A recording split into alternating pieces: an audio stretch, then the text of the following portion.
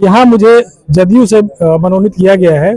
जदयू का जो जड़ है इतना मजबूत है कि न जाने कितने भी आंधी आज तक जो भी तूफान आया अभी तक हिला नहीं पाया। जिनके आप प्रतिनिधि बने हैं वही चिराग पासवान लगातार मुख्यमंत्री नीतीश कुमार के कार्यकाल पर सवाल खड़ा करते रहे और अपने आदरणीय सांसद महोदय को हम यही संदेश देना चाहेंगे कि आपने जो दायित्व मुझे सौंपा है जमुई विधानसभा के लिए, जो भी उन्होंने सवाल किया था, सवाल तो करना ही चाहिए। मतलब जो सवाल वो कर रहे थे वो क्या बिहार में सुधार हो गया, नल जल सुधार बिल्कुल सुधार हो गया। मतलब आप मानते हैं कि चिराग पासवान को जिस तरीके से नीतीश कुमार पर सवाल खड़ा कर रहे थे वो बिल्कुल सही था?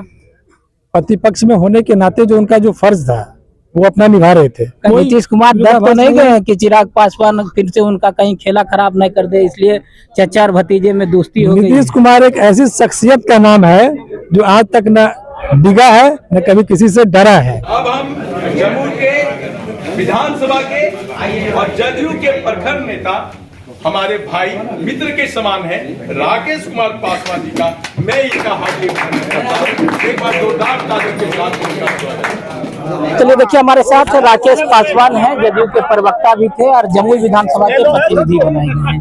पहले तो बहुत बहुत बधाई है। बहुत बहुत धन्यवाद। और क्या लगता है कि अरुण भारती का जो कार्य क्षेत्र है उसको कैसे बढ़ावा मिलेगा जमुई विधानसभा? सबसे पहले तो हम आपके माध्यम से अपने माननीय सांसद श्री अरुण भारती जी का आभार प्रकट करते हैं, उन्हें धन्यवाद देते हैं। उन्होंने जो मिसाल कायम किया है पूरे बिहार में जितने भी आज तक जो भी सांसद बने हैं, जिस तरह से उन्होंने एनडीए गठबंधन धर्म का पालन किया है। आप देख रहे होंगे कि 6 विधानसभा में अलग अलग सांसद प्रतिनिधि बनाए हैं। यहाँ मुझे जदयू से मनोनीत किया गया है। आप देख रहे होंगे शेखपुरा में भाजपा के साथी उनको प्रतिनिधि के रूप में नियुक्त किया गया है। तो उन्होंने जो ये मिसाल कायम जो उदाहरण पेश किया है इसके लिए हम लोग पूरे गठबंधन धर्म की ओर से उनको बहुत बहुत धन्यवाद देते हैं। हम लोग पूरे एनडीए गठबंधन धर्म का पालन करते हुए पूरी तरह से इंटैक्ट होकर एक दूसरे से कोऑर्डिनेशन बनाकर जो भी जन समस्याएं होंगी उनका निराकरण करने के लिए, वो चाहे प्रशासन स्तर पर हो या सामाजिक स्तर पर हो, जहां भी जो जन समस्याएं होंगी हमारे अपने लोगों को आश्वस्त करना चाहेंगे।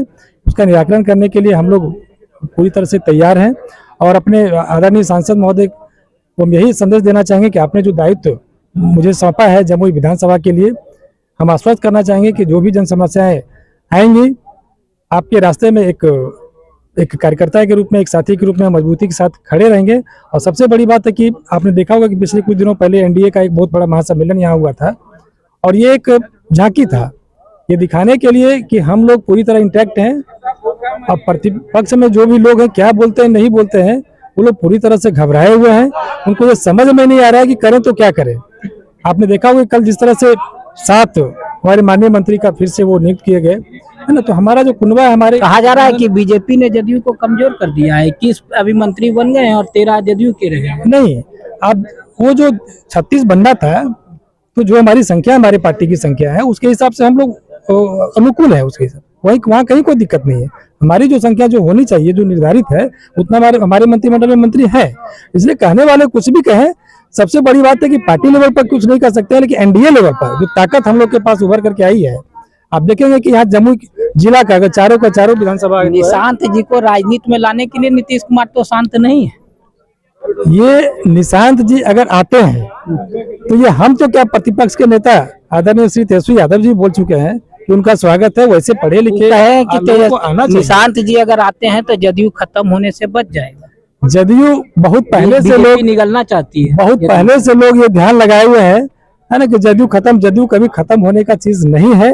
जदयू का जो जड़ है इतना मजबूत है कि न जाने कितने भी आंधी आज तक जो भी तूफान आया अभी तक हिला नहीं पाया। और जो भी महागठबंधन के लोग हैं, एनडीए गठबंधन के लोग हैं, वो देख रहे हैं कि जितने पिछले बार जिनके आप प्रतिनिधि बने हैं वही चिराग पासवान लगातार मुख्यमंत्री नीतीश कुमार के कार्यकाल पर सवाल खड़ा करते रहे।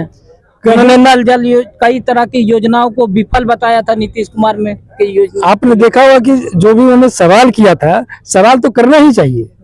आज हम भी कह रहे हैं कि जो भी कमियां होंगी हमारे नेता के प्रति हम वहां भी सवाल करेंगे। सवाल करने के लिए तो हम लोग को बनाया गया, सवाल होना चाहिए। लोकतांत्रिक व्यवस्था में ये बातें होनी चाहिए। मतलब जो सवाल वो कर रहे थे वो क्या बिहार में सुधार हो गया, नल जल बिल्कुल सुधार हो गया। आप जहां भी देखेंगे नल जल की बात तो छोड़िए, अन्य जो समस्याएं और भी है, सारी चीजों का पटाक्षेप हो चुका है। आप मानते हैं कि चिराग पासवान जिस तरीके से नीतीश कुमार पर सवाल खड़ा कर रहे थे वो बिल्कुल सही था? प्रतिपक्ष में होने के नाते जो उनका जो फर्ज था वो अपना निभा रहे थे। कई बार वो एनडीए के साथ भी थे तो भी वो सवाल उठाते रहे। ऐसा कुछ नहीं है, हमारा जो शीर्ष नेतृत्व है सब पूरी तरह देख रहे हैं कि अब इंटैक्ट है। भूत में क्या इंटैक्ट मतलब नहीं, पहले भी इंटैक्ट है, इंडिया गठबंधन पहले से इंटैक्ट है। उसका रिजल्ट हम लोगों ने देखा, चाहे वो अब देखिए दिल्ली का चुनाव आप देख लीजिए, उसके पहले आप हरियाणा का चुनाव देख लीजिए, सब जगह इंटैक्ट है। कहीं से कहीं कोई नीतीश कुमार डर तो नहीं गए कि चिराग पासवान फिर से उनका कहीं खेला खराब नहीं कर दे, इसलिए चचा और भतीजे में दोस्ती हो गई। नीतीश कुमार एक ऐसी शख्सियत का नाम है जो आज तक न डिगा है न कभी किसी से डरा है। वो जहां थे वही है और वही 2025 में भी रहेंगे।